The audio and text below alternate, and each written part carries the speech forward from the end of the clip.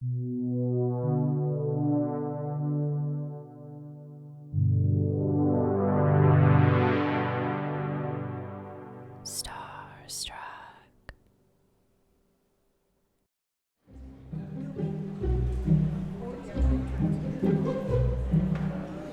Good afternoon, and welcome to Northwest Flight 305 from Portland to Seattle. Today's November 24th flight will depart at 2:50 p.m. Boarding will begin in 20 minutes. We're in great hands with pilots William Scott and his first officer, William Radczak. Thank you for choosing to fly with us today. Our entire Northwest Orient team is here to make sure you have a great flight.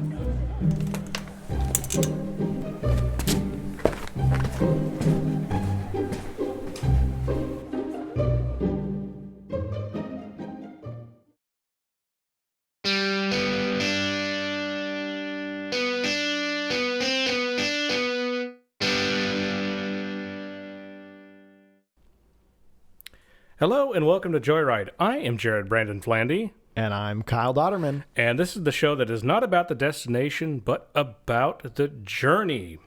And this is the season final of Season 9. Woohoo!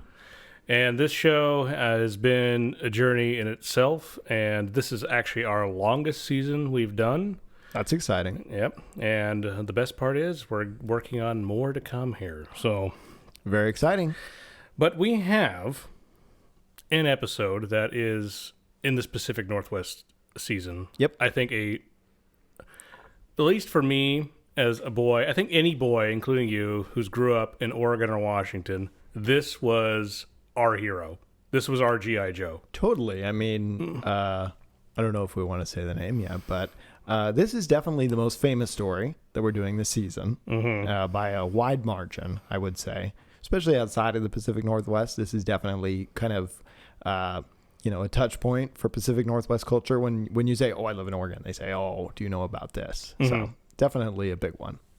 So the title of this episode is A Leap of Faith, D.B. Cooper. All right. This is a great story. There's so many layers to this story. There is, and I'll get into that at the end here. There's so many different ways you could take this. I did my best all-arounder, focused on things I thought was most pertinent to this episode. Mm-hmm. So I think everyone really has their spin on this, but this is our Joyride spin on this. All right? All right. So, mysteries are as old as time itself, if not older. Tales of the mysterious have been told since the nights of the earliest campfires, and some end with sound conclusions, while others leave the audience with more questions than answers. But this aspect of the unknown is what makes stories of this nature so intriguing. One of these such tales is a strange occurrence that occurred in the misty forests of Oregon and Washington. Now, do you have any early life recollections of when you really remember hearing about this? The Mythbusters episode. Was it really? Yeah, the Mythbusters episode. Now, I may have heard of it before, but that was where I really where they really talked about the whole story in detail and laid it out. That was the first time I had heard about it. The first time I heard about it is I went, to kind of keep with our Oregon coast theme from the last episode. It was the Newport Wax Museum. Oh, yeah. And they had a guy hanging from a parachute wax figure, and that's when I first learned about it, and I was just obsessed with it for the longest time. Yeah, absolutely. But then I kind of, like most little boys, I forgot about it and grew up, and then kind of went back to it for this episode. So. It is one of those episodes, excuse me, it is one of those stories that, depending on how old you are, you think about the story differently. Mm-hmm. As you get older, you start to think about the real logistical parts of it, and you're like, how are you gonna survive once you jump out of the plane? Spoiler alert, he jumps out of the plane. You start thinking about those things, and you're like, whereas a kid, you're like, this guy's the coolest guy there's ever been. Working off of that. Yep. November 24th, 1971. Portland International Airport. PDX. The day before Thanksgiving. Oh. So we're rolling into that. So if you're listening to this around Thanksgiving or before that, happy holidays. So, Yeah. from the Joyride crew. From the Joyride crew. Also, if you're in line at TSA, look around. Are there any men in tan suits? They might be slightly bald, wearing sunglasses. Just check on them. That's most people at PDX. Yeah. That's why they never found them. Spoiler There alert. you go. Yeah. So the day before Thanksgiving, this is one of the busiest periods of air travel in the United States, since many people are trying to make their way home to sit down and have a turkey dinner with their family. Yeah. It's the most busy travel time of the year, maybe. It might even be more busy than Christmas, but I'm not sure about that. I don't know that. I've heard that, but yeah, that could be a possibility. Not much has changed with this aspect of flying, but a lot of other things have changed over the years since then. Yeah.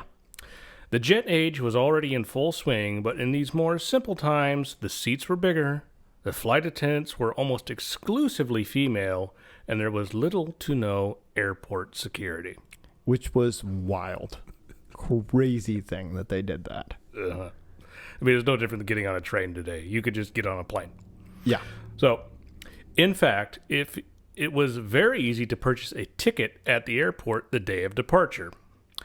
As travelers shuffled by with thoughts of cranberry sauce and cold beverages going through their heads, one such individual did walk up to the counter and purchased a ticket that day.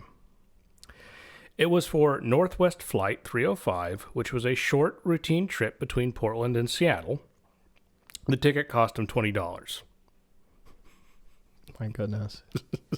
Now if you try to order in-flight food, it's more than $20. Oh, yeah. And it will be terrible. I have done the opposite of that route. I've done the Seattle to Portland side of that route. I've never done the other way. It's very short. Oh, I've done it. I've done it a bunch. It's literally like 20 minutes. You go, you fly for a little bit. Yeah. That is that flight. Yeah. You don't even get close to cruising altitude. The man was dressed in a dark suit, skinny tie, and was also sporting a pair of mirrored sunglasses. In other words, I am a badass. Which in 1971 was just normal, but today's standards, I think, would qualify that as badass. What are your thoughts on dressing up for flying? Well, I do know, so today we don't dress up for anything, especially since COVID.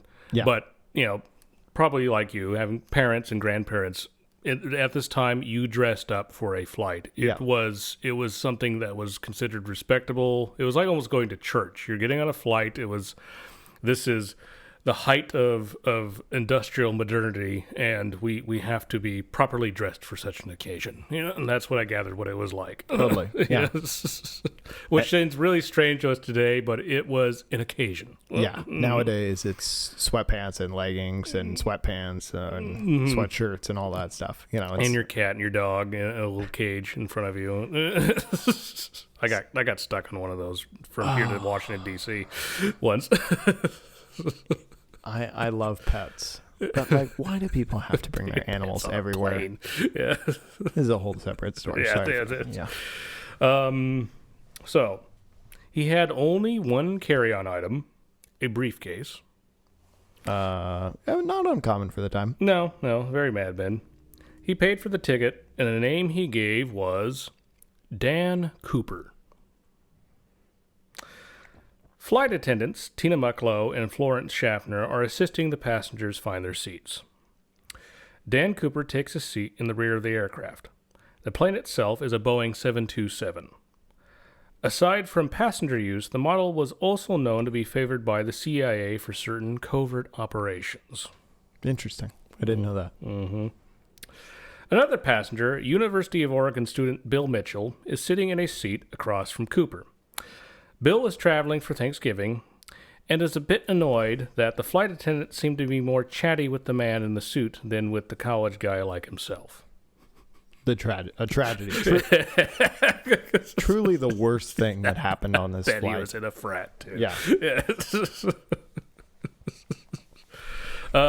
He was further annoyed that Cooper is wearing his sunglasses while sitting in the airplane.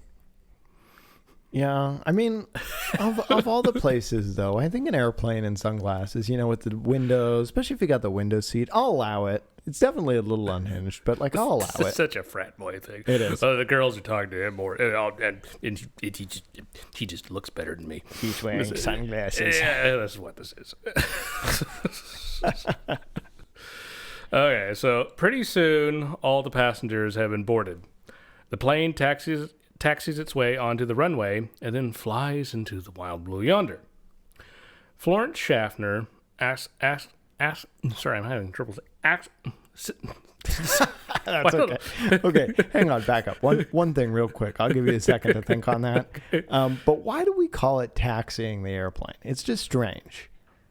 I don't know. I mean, I'm not an aviation expert. We'll look chime that in one the up. comments if you know why they call chime it in the taxiing. comments to this email, yeah. That's a weird thing. But she asks the man. Yes. Indeed. In the mirrored sunglasses what he would like to drink. Yep. A bourbon and 7, he says, which is a whiskey and 7-Up. As he sips his drink, he is also calmly smoking one cigarette after the other. Again, insane that you could roll into an airplane. No one checks your ID. You're Dan Cooper. You're ripping cigs. You're drinking a bourbon. And you're on a plane. Yeah. This was just a thing that you did. Now, do you see why the frat boy hates him? Yeah. I fear that I am on board with the frat guy. I mean, can you just imagine a guy chain smoking in your face in an airplane? It's just unbelievable. You can't even open a window. God. No, he could. Yes. So, as he sips his drink, he is also calmly smoking one cigarette after the other. The brand is Raleigh, to be specific. Okay. Sorry, are they still around? I don't know. That's a good question. And yes, this is the time when you could smoke it on an airplane. Yeah. Yeah. We should put in the episode notes when they took that away, because I don't remember. Oh, yeah, I don't know. I did ask my dad, though, because my grandmother smoked. And I said, well, what brand did she smoke? Was it like Virginia Slims? He goes, no, that was the neighbor lady. Everybody knew. Yeah, everyone. He even knew what the neighbor lady smoked. Was the funny part of this. And crazy. I said, was it Winston's? Because that was like the female cigarette other than Virginia Slims. He goes, that sounds right. So, It's a different time, man. Very different time. Everyone smoked. If you didn't, this is what I was told also in this time. If you didn't smoke, probably what your parents told you too. If you didn't smoke in this time, you were the minority. Something was wrong with you. Weird. So weird. Yeah. So weird. So, at one point in the flight, Cooper hands Florence a folded piece of paper. She assumes he is flirting and maybe is trying to give her his number. Nowadays, if you hand a piece of paper folded up to a flight attendant, I think they immediately arrest you. I think that's what happens. Yeah. As it should be, but this was a different time. Okay. Mm-hmm. Flight attendants at this time were heavily fetishized. Okay. Yeah. And sexual harassment was not uncommon, unfortunately. Mm-hmm. So it would be understandable Florence had come to this conclusion. Yeah. I think it was Southwest flights. I'm not for certain, but they would like have them wear like mini skirts and go-go boots. Are you telling me you're a Southwest customer, or what are you telling me? Well, if I was about 30 years older, yes. But that's what they did. I mean, it was like having Playboy bunnies. You had to be a Playboy bunny to be a flight attendant once upon a time. Yeah. Again, different time. Different time. Yeah. So, she tried to politely brush it off, but Cooper insisted, so she read the note. She unfolds the paper, and it says in neatly written writing, quote, "Miss, I have a bomb in my briefcase. I want you to sit beside me." End quote. Yeah, and she's like, oh, would have rather had the sexual harassment. Probably Thanks. In this case, unfortunately, but an obviously concerned Florence signals to Tina Mucklow to come over. Yeah. Cooper opens the briefcase, and indeed, the inside of the case has what can only be described as a sort of bomb or explosive device. There appears to be sticks of dynamite with wires strung about other odd-looking accoutrements. Mm-hmm. He selects 2 wires and says if his demands are not met, then the wires will touch and the bomb will blow. Okay. The flight attendants inform the captain they are being hijacked, and the captain contacts the control tower. The FBI are alerted, including Agent Ralph Hammelsbach, who is in Portland. Hammelsbach is a surly detective who is routinely annoyed that the hippies have moved into Portland and made it a healthy, progressive city instead of the rough and tumble working town it used to be. Oh, Ralph. Ralph Never is changed. Ralph is spinning in his grave right now. He thought it was bad back then. We should hook Ralph up to a wind turbine, create infinite energy. So, meanwhile, as the plane is soaring through the sky, Cooper makes his demands. $200,000, Okay. $1.6 million in today's money, as of Kinda 2025. modest when you think about it. We'll get there. Of cash in a sack, 4 parachutes, 2 main back chutes, and 2 main safety back chutes. So he's asking for lots of different parachutes with backups on top of it. Interesting. Yep. The demands are delivered to the captain. Unsurprisingly, the airline accepts the demands and contacts a bank to gather the money. They make the smart move to make sure the bills being handed over feature recorded serial numbers. So they're marked bills. Yep. Something he did not specify either. Okay. Yeah. He didn't have enough room on the page. He's like, and make sure they're not trying to write in size 4 font. While the flight crew were a bit worried, to say the least, Cooper calmly drank his bourbon and continued to smoke his cigarettes. He was so calm, the flight attendants even described him as, quote, rather nice. Back then, that was the bare minimum. If you were a guy and you weren't sexually harassing them, you were just hijacking the plane, you were nice. Yeah, you know how sad that is, but you're right. This guy's only threatening to blow up the plane. I genuinely feel bad for women all around in that regard. So on behalf of all men, I apologize. Definitively. Yeah, so at around 5:30 p.m., the ransom money and the parachutes were ready for delivery. After the plane landed in Seattle, Cooper gave the order to taxi the plane to a remote area of the airport. The sack of money was brought by Tina to Cooper, where he remained seated. Now, one of the most curious discrepancies in the Cooper case is that he failed to specify the denomination of bills he received.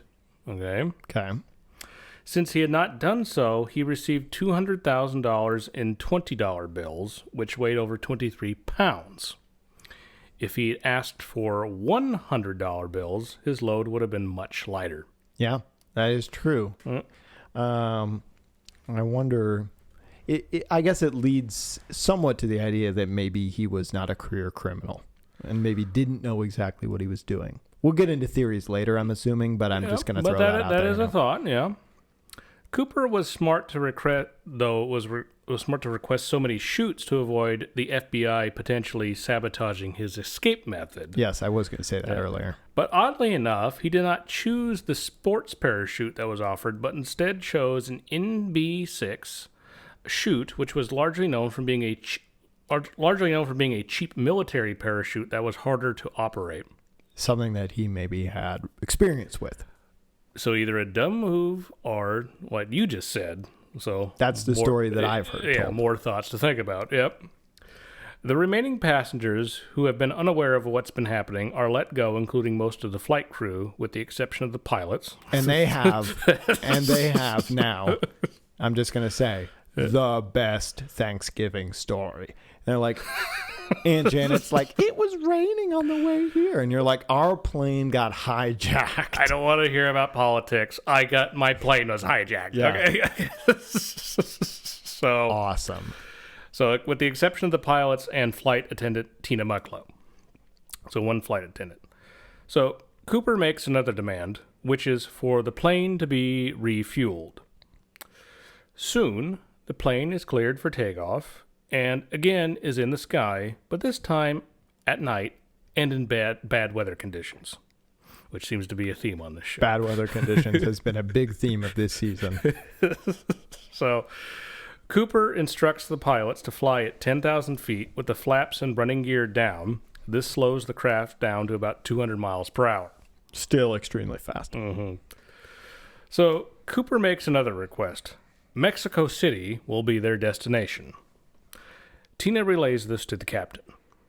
Despite the fact they refueled in Seattle, the captain tells her they still don't have enough fuel for Mexico City, so he offers Cooper Reno or Phoenix instead. The skyjacker concedes Reno will be fine. I guess he wants to throw some dice on the craps table, right? Yeah. He's got money. Yeah, now he does. DB Cooper walks into the Bellagio and puts $200K on red, loses, and then leaves. Meanwhile, Danny Ocean's father is going, you know what? I know what I'm going to do with my life, and I know what I'm going to tell my son to do. The origin story. The origin story begins. So, while they're on their way to the southwest, 2 Air Force jets are tailing the hijacked plane. Now, you said how that was going really fast as you've been to the air show. Yeah. Okay, so there's one problem. The Boeing is flying too slow and low, so the Air Force jets have to keep circling around the plane to stay with it. Yeah. Because they can't go that slow. Yeah. I mean, this was the 70s. Yeah. The technology was a lot different. Nowadays, I'm assuming that modern fighters could probably keep pace. That's a good question. I've seen slow speed passes at the air show where they can keep, as low as like what looks like 110 or 115 miles in the air. But back then, this no is way. a problem. Yeah. Back then, we're going in circles, and we're going around, and we're going around. I remember, so first time I was in Italy, I went with my family. This was 2003, I believe. So I was 12, 13, somewhere in there. And this is before Venmo and all this stuff. So where is this going? So my mom had to go to an ATM to get money. Yeah. Okay. So she gets we let her off at a roundabout. And so my dad's driving this Renault we had, this rented Renault. And we're just driving around in circles in this roundabout. And there's some old Italian man with his cane doing that thing with his hand and the fingers, saying something like, what are you doing? What are you doing? As we just kept waiting for mom to get the money. Something to the effect of, get the fuck out of the roundabout. Oh my God. So this is essentially what I'm getting at is what the fighter jets are doing. Okay. Believe it or not, on the radio was, you spin me right round, baby, right round. Italian guy's just pissed off. I like that it doesn't even impact him. He's just mad at people being dumb. It's just great. I love that. That guy's my hero. So, so the planes are going around them. Okay. Yeah. So they don't have constant sight on the plane. I don't think so. So yeah. Tina continued to chat with Cooper as they flew. She asked, why did he target their airline specifically? Mm. Cooper replied, quote, I don't have a grudge against your airline. I just have a grudge.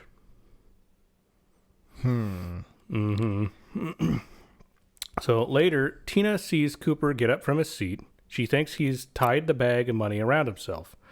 Around 7:42 p.m., the pilots are alerted by their instruments the aft stairs in the rear of the plane have been lowered. The Boeing 727 is one of the only commercial airliners that have this ability. Later, the plane lands in Reno. The money and Cooper have vanished. So, the only evidence left are some cigarette butts and his clip-on tie. He took the tie off for whatever reason. The cool guy aesthetic is falling apart. Yeah. So the FBI sketch, which was drawn from descriptions of the witnesses, depicts a middle-aged man that's so basic it's even been described as the Bing Crosby sketch. It literally looks like Bing Crosby. Since it somewhat just resembles the famous White Christmas critter. It 100% looks like Bing Crosby. And I think every living human has seen that sketch by this point now. It is in like every, odds and ends book or any kind of thing. I swear it's everywhere. Mm-hmm. So it's just like the most basic white man of 1971. Yeah. So, he's like a little balding, but like, okay. Yeah, okay. It's wild that they Is put this that a out. Tinder profile? Yeah. I like hijacking airplanes. Long walks through the forest. Yeah, we're a little balding, but it's okay. Putting $200,000 on red in Reno, losing it all. And my age range is 20 to 25. Even though I'm 45. Yeah, the predecessor to Leo. Yeah, exactly.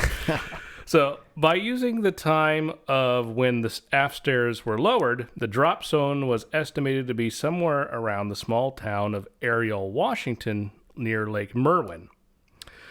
A manhunt was soon underway, and National Guard troops searched the drop zone for the suspect, dead or alive, but they found nothing, not even a parachute.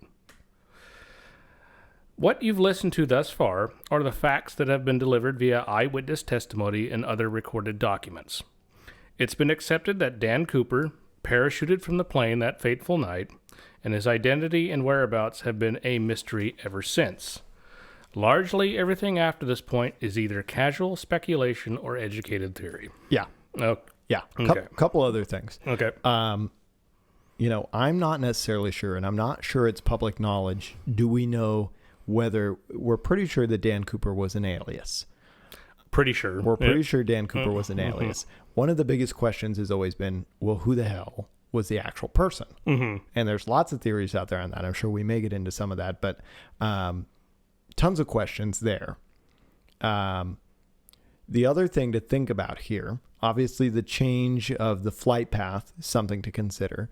One of the things about the D.B. Cooper case has always been trying to find out who D.B. Cooper was with relation to his actions and what we know he did, you know, as of the facts that we've laid out here. Why did he choose the military parachute? Why did he conduct himself the way that he did? What was his supposed grudge? You know, these are all the things that make this a really intriguing story. All curious questions. Yes. Yep. So, over the years, there have been many suspects in the Cooper case, and it's a long laundry list, as you can imagine. I think just about everybody has been accused of being D.B. Cooper. Yeah. It could be your dad. Oh. No, your dad's not old enough. Could be your grandfather. Well, then. No, how old is your dad? I don't know. No. What year was this? 71. Oh, no. He was not alive. Yeah. He's free, cleared. Also, he was born in Ohio, so probably not him. Grandpa, well, you know, one has to wonder if he was. What did he do with all the money? Just ask. Well, you have a nice Mustang. You know, that is true. That is true. So, things to consider, audience. Things to consider. Now you're gonna be laying at night going. Katie's like, "What are you thinking about?" Nothing. You pan out even wider and you see the tugboat guy and his wife. Which wasn't even dig up. Yeah, fair enough. That episode, yeah. Okay, so. So, again, over the years, there have been many suspects in the Cooper case. Some have been postulated by professional detectives, while others have been suggested by amateur sleuths. Yeah, this has been, it captured the imaginations of many of people. Some have theorized he survived, and for all we know, he spent the rest of his life on a beach sipping bourbon and sevens. It could be. Yep. Others, such as scientist Tom Kay, think he may have not survived the jump and drowned in the Columbia, where his body was dragged by boat out to the Pacific, where some of the money may have vanished to shore. It's possible. Or washed ashore, excuse me. It's possible. Yep. So other Cooperites, such as Jerry Thomas, have spent over 20 years camping in the forests outside of Washougal, Washington, looking for evidence. Now, when I was researching this one, I read, when I say Cooperites, there is this very strong culture revolving around trying to figure this out to the point that it's destroyed marriages and lives. Wow. Yeah, it's a thing. So, and even when I was researching this, I had to stop myself because I didn't want to become one of these people. Seriously. The allure is too strong. Well, you know, it has everything that a great American story has. It has intrigue, it has mystery, it has cash, it has a daring escape. You know, it's one of these stories that captures the attention because it's just so fanciful that you could hardly write something that's good. and that it has such little conclusion. Basically, as you have pointed out earlier, everything at this point is speculation. There are some, I'm sure in an FBI file somewhere, there are some conclusions that they have relative certainty about, but they haven't really released a lot of those things, and they really don't know. They have every reason in the world to come out and say if they knew, but they don't. Yep. So, indeed, the legend of Mr. Cooper began right after the hijacking had occurred. For example, during a press conference, one reporter mistakenly heard the name of the hijacker. He concurred the assailant's name was not Dan Cooper, but D.B. Cooper. So he just misheard it, okay? Yep. Even though this was a misprint, the name was deemed more catchy, and it has simply stuck ever since then. Hilarious. It's a true American story then, because we obfuscated somebody's name for something catchier at the first possible, Now, as said earlier, there have been many suspects that have been suggested during the long years since the case has been open. But only a handful of them have a certain intrigue to them, so these are the ones we're going to examine. Sure. Since the beginning, times in Cooperland, as it's known, have rarely been quiet. Just 1 year later, another airliner was hijacked in 1972, with the assailant also jumping to freedom via parachute, and not with $200,000, but instead with $500,000 in ransom money. Mm-hmm. The major difference with this case was the suspect had been found only 2 days later. Yeah. Tough one. So, Floyd McCoy Jr., who had served in the National Guard, was arrested at his home for the hijacking of United Airlines Flight 855 after boasting to his fellow parachuting friend. He narked on himself? He narked on himself. It's like, hey, Kyle, I had robbed a plane. If you had hijacked a plane, I probably wouldn't know, except you would probably have an Aston Martin all of a sudden, and I'd be that would be very like that. And I would be like, oh yeah, well, and be like, it's probably this guy. Well, it probably would have been me because one, I'm too tall. I learned I'm too tall to be a flight attendant because my mom was one, and I'm too tall to join the Air Force. So I'm just this big lunking thing. So it probably wasn't me if a plane's ever stolen, so just know that. Roger that. Okay. Or maybe that's what he wants us to think. Ooh, all right. So he's telling this to his friend. The case also involved a Boeing 727, so another connection. It was the same plane that Cooper hijacked. I think earlier you said that there was only a certain number of planes that this would even be possible with. So the aft stairs was unique in that case. It stands to reason that might not be that might be more of a coincidence than anything, but it's possible. Yeah. So it was hard for him to argue he had not done it. So the guy, Floyd, it was hard for him not to argue he had not done it since authorities found a parachute and nearly $500,000 in cash in his house. Well, that came with the house. How easy to be a detective. You're like, well, folks, we need to find a parachute and $500,000. You check a house and you find a parachute and $500,000. You're like, well, we are geniuses. See, this is why this would work as a TV show, because Morse or Columbo, it'd be a 10-minute episode. It'd be over. Just thinking of Monk. Or Monk. Here's what happened. That's Emmy Award winner Tony Shalhoub for you. So, due to the similarities of the hijackings, some have strong feelings that McCoy was, in fact, Cooper, but obviously he denied both accusations and pleaded innocence during the United case. And I'm guessing the jury was presented one piece of evidence, which was that he had a parachute and $500,000. Pretty much, because he received a 45-year prison sentence. Yeah, that'll do it. Yeah. Which is a lot more than the other plane thief we know about. If you go back. Seriously. Yeah. So later, McCoy managed to escape by crafting a fake gun out of toothpaste and making his way to freedom by stealing a garbage truck. Toothpaste? Garbage truck? Why haven't we done this episode?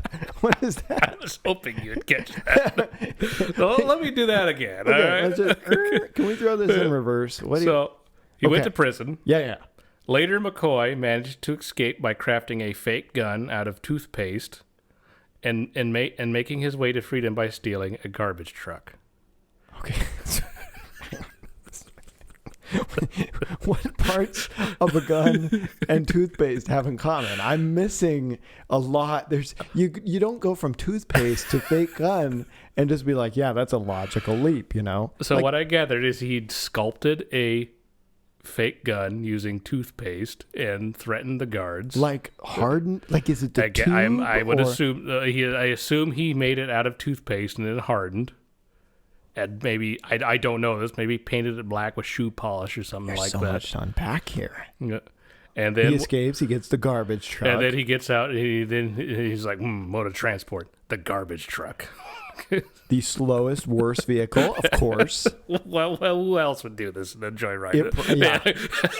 It's a Joyride episode. There's definitely some dumb shit going on. There's definitely not on the up You're and up. doing what you accuse me of. You're trying to apply logic to a Joyride character. Okay. Yeah.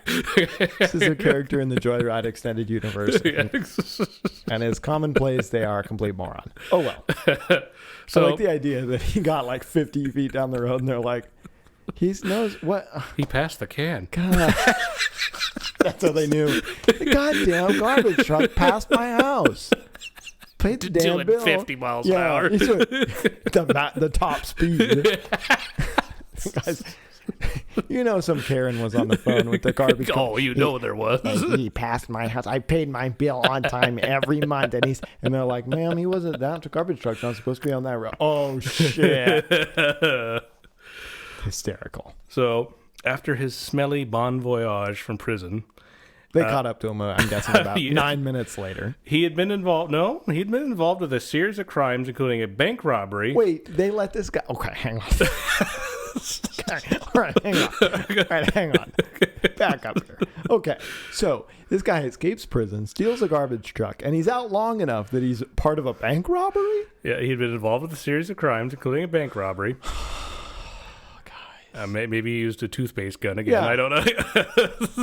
It looks so real. But all this came to an end when he was shot and killed by FBI agents after he fired first in November of 1974 in another incident. Well, we know that one wasn't made of toothpaste, so. No. Good Lord, what a mini episode inside of this episode. Yeah, we'll look into that. We just had an episode inside of it. We had episodeception, listeners. So, after McCoy, the next major break in the case would occur 7 years later in 1981. All right. The Ingram family decided to spend a relaxing day on the shores of the Oregon side of the Columbia. Yep. Little 8-year-old Brian Ingram was playing in the sands of a river beach known as Tina Bar when he found 3 wads of cash, totaling about $5,800 that was concealed in the cold, watery shores of the Columbia. Oh. That must be more like, how old was the kid again? Did you say 8 years old? 8 years old. Mm-hmm. It's 1981. Yep. And you just picked up $5,800. Which is like $5 million today. It is more, yeah, exactly. It's more money than you could possibly. Like, what do you even say? Can you imagine the kid doesn't say anything and he's just like, I'm buying a lot of Playboys and a bike with this because it's 1981. kid has an Aston Martin. All of a sudden, the mom's like, "How did you get this?" I have more questions than answers. That's who I bought it from. He's grown up now. So. Well, you had to sell yours because the tax liens caught up with you. It's a whole thing. So, listeners, we weave a tangled web of story. So the FBI concluded the bills were indeed part of the ransom money from the Cooper hijacking. Because they had the serial numbers. The serial numbers that they recorded, yep. Other than being an intriguing find, the information did not help the case come to any sound conclusions. In the long run, all it did was cause more questions than answers. Yeah, it's been out in the elements for a long time. The interesting thing is it's still in the wads, so it wasn't like just loose money, so there's something there, but this part of the story has always intrigued me because it feels like this should be more important than it really is. Right. Like we find money, like this should be the smoking gun, but it's not. It's really nothing. Like, it's not nothing, I guess, but it's not something, really. No, It's proof that it happened. It's proof that it happened, but that's about it. The money did get off the plane, and it's somewhere. Right. But that's kind of it. Mm-hmm. Yeah. So in the long run, I read that. In fact, researchers of the case who have known to become obsessed with this mystery have dubbed it the Cooper curse. So those people that get so obsessed with it, their marriages get ruined. And so the Cooper curse. The Cooper curse. Yeah. Oh. So you fall down the Cooper curse because you just get obsessed trying to figure this out. Kind of like there's some people with the Zodiac were that way. The Zodiac killer. Yeah. I think Robert Downey Jr. in the movie. Yep. So yeah. If it was not Floyd McCoy Jr., then who else could it be? In 2002, a man named Lyle Christensen saw a TV documentary about the hijacking and became convinced that it was his brother Ken had to be Cooper. He even tried to contact Nora Ephron, the Hollywood film director known for romantic comedies such as Sleepless in Seattle, in order to make a movie about Ken and the robbery. Why her, I don't know. Not saying she's a bad director, but seems like a weird choice. I mean, Spielberg or anybody else, essentially. Coppola. It just seems more why that kind is of thing. This your first call? So many questions. So many so questions. few answers. In some respects, Ken does fit the bill. He served in World War II as a paratrooper, later worked for Northwest Airlines as a flight attendant, and as a purser in Seattle. Since the beginning, an early thought was the hijacker had to be an employee of the airline since he seemed to know so much inside information. Maybe he really did have a grudge. Well, the president of the airline at that time, Donald Nylop, was not well liked. For example, while using a company toilet, he heard the distinct sound of a newspaper ruffling in the stall adjacent to him. As a result, he made sure all male bathroom stalls in the company office buildings had their doors removed so no one could read a newspaper while they sat on the pot during company times. So you just walk in, someone's taking a dump. What is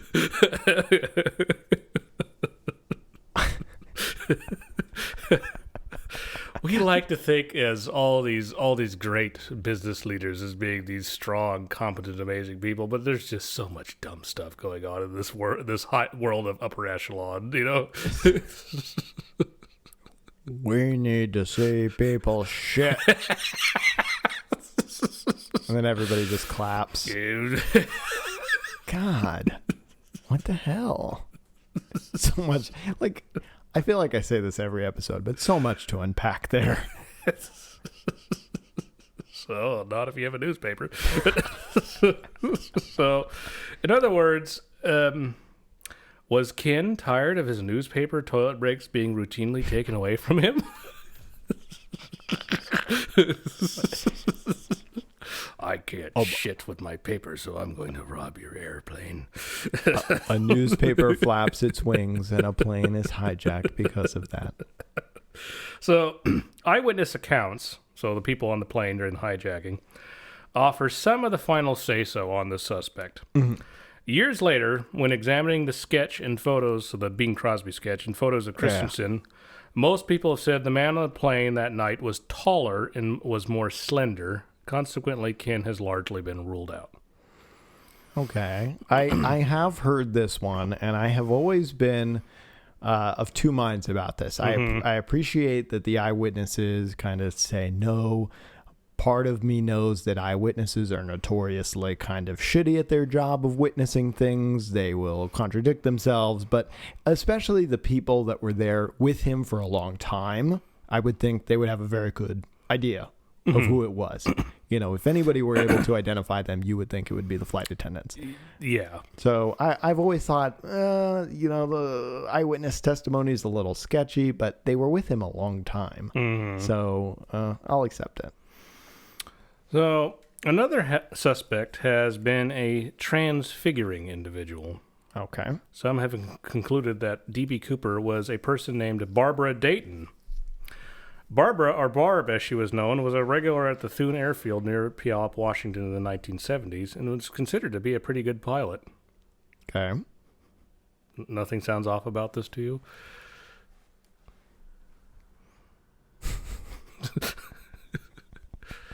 Not necessarily. Okay, fair enough. You identify for me, please. Okay. So she, other than that, she was also known to have had a red-hot painted toes and nails. What the fuck? What was that detail? Because she's a stylish woman, and apparently also D.B. Cooper. So okay. So are you saying that I like the idea that this is like the one piece of information that you've given me? I gave you. I like detail, like sausages, like in one episode. Check your fridges, folks. Moving on. So, let's see here. Barb was not just a good pilot, however. Many of the men, such as Ron Foreman, who roamed around the airfield, was also impressed with her skills as a mechanic. Okay. Ron befriended Barb while going out in flights together, so eventually Ron and his wife Pat started inviting Barb to dinner at their house. On one particular evening, the discussion turned to Barb's past. Eventually, Barb hinted to Ron that Eventually, Barb hinted to Ron that his wife had figured out who she was. Ron and Pat quietly went to their bedroom, where she informed him that Barb used to be a man. Okay. Different time again, so this would be a bit shocking compared to today, obviously. Yeah, for certain. Ron is a bit shocked at first, as you can imagine, but he likes Barb, so he simply accepts her for who she is chosen to be. Barb indeed was a transgender woman who was born Robert or Bobby Dayton. Oh, okay. Thus the transfiguring at the beginning. Yes. Okay. Well, Bobby had served as a merchant marine and dreamed of a career in the airline industry, but was not able to procure a commercial pilot's license. She had her gender reassignment surgery in 1969 and is considered to be the first person in Washington State to do so. Interesting. Are we building up towards what would be the Grudge then? Is that Possibly? Could be. Yeah. Time would pass after Ron and Pat's realization and acceptance. When the anniversary of the hijacking came close, this pretty much was holiday time for the aviation community of the Pacific Northwest, which to this day I assume it still is. Yeah. Yeah, it's also close to holiday time anyway. So at mealtime conversations during the Cooper holiday season at the Aviation Club, tales of the sunglass-wearing daredevil became a favorite topic over bologna and potato chip sandwiches. The aeronaut sometimes would question the abilities of Cooper and also question whether he survived at all. Barb, on her end, could not simply listen, but had to fervently defend Cooper's exploits. Okay. She would also get so vocal about the matter that those listening to her would joke that Barb was D.B. Cooper herself. Barb would usually say nothing in response. What is the best? What is the most awesome disguise here? Think about it. I'm seeing where you're going with this. Yeah. Her initial silent period would not last very long, though. Eventually, she confessed to Ron and Paul that she was none other than D.B. Cooper. Okay. Okay. Barb would continue to reveal secrets about the jump, but she eventually recanted her confession when she learned about the stiff penalty for hijacking. I mean, so I could go to jail for a long time. I mean, how would you I didn't do it. So remember when I said that I'd hijacked the plane? That was a joke, actually. Freedom of speech, man. So years would pass, and Barb would pass in 2002. Ron and Pat let the FBI know of their discovery. Barb ended up being dismissed by the FBI since Barb was not tall enough. Again, back to that for whatever reason. Okay, that seems to be, yeah, sure, okay. During this time, journalist Jeffrey Gray was researching the case to write a book that would eventually be published and entitled Skyjack, The Hunt for D.B. Cooper, which is where some of this information comes from. Yeah. Jeffrey got in touch with Ron during his research, and Ron revealed an interesting piece of information. At one point, Barb had told him she had hid the ransom money in an irrigation cistern on a farm near Woodburn, Oregon, which is, 20 minutes from here? Yeah, 25, 30 minutes from where we're sitting right now. Yeah. I'm going to go check an irrigation. Hey, I got to go, folks. Grandpa told me about this. It's all coming back. No, I wondered why Grandpa had hot red toenails. Listeners, I need to go.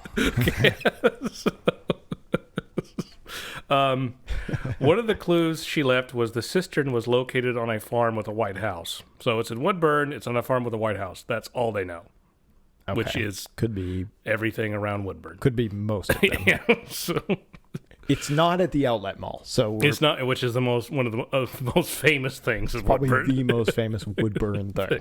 Yeah. So, on March 4th of 2008. Ron and Jeffrey, along with Ron's pilot friend Jeff Klug, did indeed find a white-painted house among the hazelnut groves, grass fields, and vineyards of this part of the Willamette Valley. I'm not surprised. It probably didn't take them that long. And not only that, there was a cistern there, too. Oh, there was a cistern. Yeah. When the dark, watery pipe was finally cracked open, there was no treasure to be found, though. They were just looking at an irrigation cistern. And I'm sure the farmer was like, what the fuck is this all about? Oh, yeah. I'm sure the guy was like, yeah. Cleaning out there in there. He was probably like, yeah, it's in there. I'll give you $200. Give me $200. I'll open it up for you. And they open it up and it's not there. He's like, I don't know. Well, see you later. I'm going to the outlets. Go to the outlet mall. Buy myself new dungarees. This is an elaborate ad for the Woodburn outlets. I know. Sorry, if you're not from this area, this is very local humor. But if you are here, you're probably laughing very loud now. Yeah. So, Jeffrey Gray's investigations would not end with Barb Dayton, however. He had also been in contact with a woman named Jo Weber, who is the widow of a man named Dwayne Weber. Joe had met Dwayne in the 1970s. Dwayne was an insurance salesman who was so suave and smooth-talking he could only be compared to a fictional ad man who had worked for the likes of Sterling Cooper. Okay. Picturing this dude, all right? Yeah. Yep. The strange investigation of Dwayne's life began with the end of his life. On his deathbed, moments before he died, his last words were, quote, "I'm Dan Cooper." As years pass by, Jo starts her investigation about her late husband's life. One of the more obvious things that concerned her was during one of his nationwide sales trips that she went along with him on, Dwayne wanted to visit the banks of the Columbia River on the Oregon side in the 1970s. During their visit along the banks, he even seemed oddly informed about the Cooper case. She would later discover Dwayne had lived a life of crime before they married and before he became an insurance salesman. She eventually became so paranoid the FBI would no longer return her frequent calls.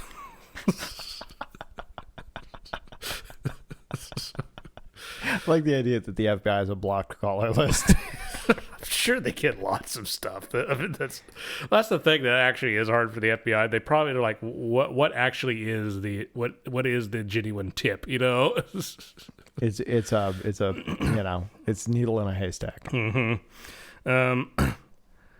So Jeffrey Gray, the author, who is still hot in the trail, remembered an odd comment that was made on an online article about Cooper he initially wrote for a New York magazine. He got curious and managed to contact the commenter. The man would not reveal his real name, and thus far he's only known as, quote, Jake. Sure, I don't think that it's that suspicious that he wouldn't reveal his real name. Somebody contacts you on the internet, it's like, what's your real name? Yeah, I'm not doing that. Bob, yeah, it's Desmond Royer, yeah. Or Bill. Oh. So, as it would turn out, Jake would only communicate with Jeffrey via email accounts that were exclusively routed through islands in the Caribbean. Okay, that is weird. That's a little bit weird, right? That's a bit weirder. Okay. Yeah, that's a bit weirder. Okay. In these mysterious emails, Jake told Jeffrey that he had been serving time in Walla Walla prison shortly before the Cooper hijacking. I assume eating nothing but onions. Place stinks. So, yeah, can you imagine the smell of those cells? Chefs are just weeping. Jake further elaborated that he had served as a, quote, transportation specialist in both criminal and government operations. One day, some men in black suits visited him in Walla Walla and offered him a job that would grant him parole. He took it. He was instructed to wait for his connection, who was supposed to arrive along the Columbia in Cowlitz County, which was near Lake Merwin, and Longview, Washington, the saddest city in the Northwest. Yeah. Yeah. Uh-huh. Okay. Yeah. Sorry, Longview residents, but my lord, what is that all about? Come on, guys. Like anything. Anything. Give us an ounce of anything. My brother went to college in Longview, and oh Lord. Yeah. Not great. I thought going to college in Corvallis is bad. Oh, man. Okay, that's another episode. The Red Devils. What is the episode? How depressing Longview is? Well, just get your brother in on this one. Yeah. Okay. So how depressing is Longview? Pretty depressing. Oh, okay. Yes. Thank you for the insight. Yeah, that may be a short one. So, according to Jake, the connection he was supposed to meet never showed. Nonetheless, he received his Thanksgiving furlough and parole from the U.S. government a day later after the hijacking on November 25th, 1971. Okay. Jeffrey asked if it could have been Dwayne Weber. Jake replied that he was never told who the connection was, but did mention it probably would have been the most nondescript contractor the government could have found. Which from what I've read about actual espionage, so real spies are not these suave people in tuxedos. They are the most boring people and people you would not notice in life, because that's their point. It's just to be flies on the wall. Exactly. So if you if you show up in an Aston Martin and actually say your last name and your first name, you're a really bad spy. And he says it multiple times. James Bond.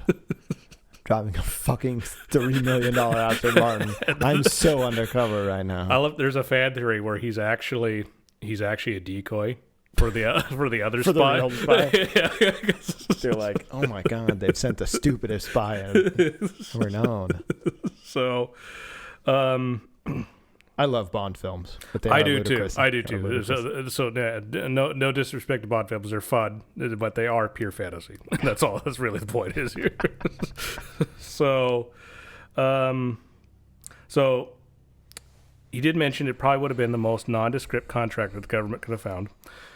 The one thing that has never been up for debate was the aircraft used during the hijacking, a Boeing 727. Which, as stated earlier in this episode, was a noted favorite of the Central Intelligence Agency. Gray asked Jake what would have been the motivation for such an elaborate government operation. The American involvement in the meddling of South American affairs during the Cold War was the reply. The Cooper hijacking would have given Washington, D.C. an excuse to increase flight regulations that would make transport to South America more difficult without government oversight. So, Gray did not know what to think about Jake's claims, but it did make him more suspicious of the fact that Cooper witnesses seemed to be more tight-lipped after he initially made contact with them. Were they told to hide something, perhaps? An interesting perspective. Again, another thought on this. Yeah.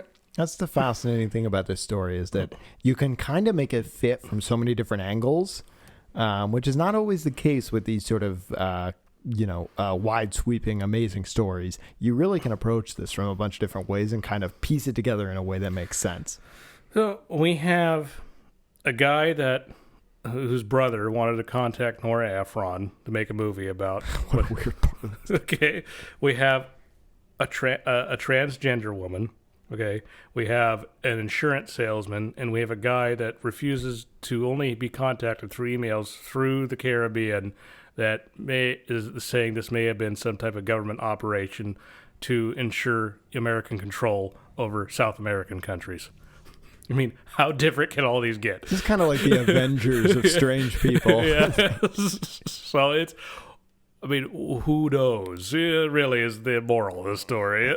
That's always been the thing about this case, is that the intrigue and the mystery is what makes it so fascinating. Because if they had just like found him splatted on a tree, done over. It wouldn't, it'd be an interesting oddity in history, but it wouldn't be the type of captivating story that it is.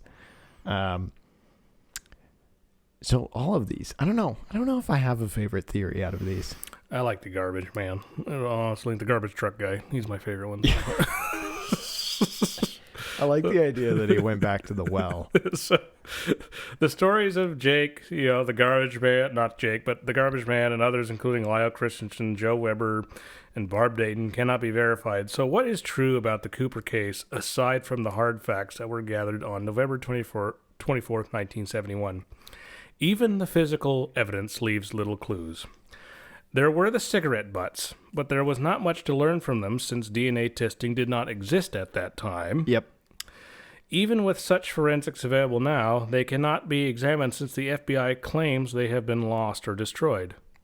Yeah, well, back then, what are they going to do? Sit around? It didn't make sense to hold on to stuff like that forever if you didn't have a reason to. Or maybe we got rid of them conveniently because some guy was in Walla Walla. It's possible. Yes, so it's entirely possible. There have been examinations of the tie, however. Minute traces of metals and particles associated with the experimental aviation industry of that era have been found in the tie, leading some to think the hijacker may have been had an insider connection with Boeing. Yeah, I've heard that theory. Mm-hmm. Or perhaps was even somebody who may have been involved with a secret government project, but with so little to go on, again, these are simply educated guesses. Yeah. That's the funny thing about the Cooper case, is that anytime you think you have something, it just sort of fizzles out. There's just never a thread that follows for longer than a clip-on tie. Mm-hmm. The only thing that has been largely conclusive about the tie is the only thing that's been largely conclusive about the tie is that it was probably purchased from a JCPenney department store. Fancy. What a stylish man. With so many guesses, how many truths are there about the Cooper case? One truth would be the legacy Mr. Cooper left after his leap of faith on that stormy night. Part of the unintentional results he left would be the creation of modern airport security that has included such thing as metal detectors. Airport security changed considerably after the hijacking, even to the point it would not change again until the September 11th terrorist attacks in 2001, 29 years later. In the end, who is D.B. Cooper? The most simple answer at this point, is that it's anyone's guess. Clues have led to more clues, and those clues have seemed to lead to even more clues. There's even been a French-Canadian connection when a French-language comic book series about a daredevil pilot and parachutist called The Adventures of Dan Cooper had been unearthed by Cooper researchers. So maybe the real guy took some inspiration from this to use the pseudonym, so to speak. Yep. Yeah, could be. It's so generic, it's possible that it double up. You hit that in the head. The author of the comics, Albert Weinberg, a protege of Belgian artist Hergé, the creator of Tintin, has said he simply chose the name randomly from a Quebecois phone book. In other words, the choice was made with little to no substantial thought. Did the real hijacker do the same, or did he take inspiration from the comic book series? It's hard to say who or what to believe. There's even claims that our old friend Ken Christensen paid a, quote, hippie couple with the last name Ingram to look for some money along the Columbia River. So he was a suspect, right? Mm-hmm. Could this be true? With this in mind, if anything is for certain, the story of D.B. Cooper is as solid a Pacific Northwest legend as the likes of Bigfoot. In time, we may solve both of these Northwest tales, but let's be honest. Even if we could bring a conclusion to these intriguing fables, it's far more fun to hitch a joyride on the unforgettable legacy of Northwest Flight 305. And that is the end of our story. I think you did it. How? I look really good for my age, if that's the case. Exactly. You press a button beside you and go down into your bat cave. It's like, I knew it. I knew it. The podcast disappears from everything. My name, everything. My profile's just boom, gone. You do a podcast episode about your own heist. Like, guys, that's the ultimate cover. I'm hearing that he was really handsome and cool and very nice, and he was a really cool guy. I appreciate that you associate me with No, those that's things. you talking about yourself. Oh, well, God, Doc, I was feeling good about myself there. Okay. All right. All right, well, that is the season final to this Pacific Northwest-themed season. It has been great having you on, Kyle. It's been a fun season. It's been a joyride in itself. We've been laughing about so many different jokes. I just saw you posted a reel the other day or something that was the small dinghy joke. Good Lord. Which was not planned. Which was not, no. I'm still laughing at that today. As you can tell, I'm laughing right now. Well, thanks for bringing me on, and future announcements to come. Future announcements. And if anyone can, if you could check out my friend Nate's wine bar in Sherwood, Noli's Wine Bar, he would appreciate your business. So we have, other than that, we have go into the description boxes. We have all sorts of content on different social media platforms, videos, reels, newsletters, you name it. So while we're working on our next season, which we've already been doing some research, definitely check that out in the time being. So with that said, thank you much, and signing out. Take it easy.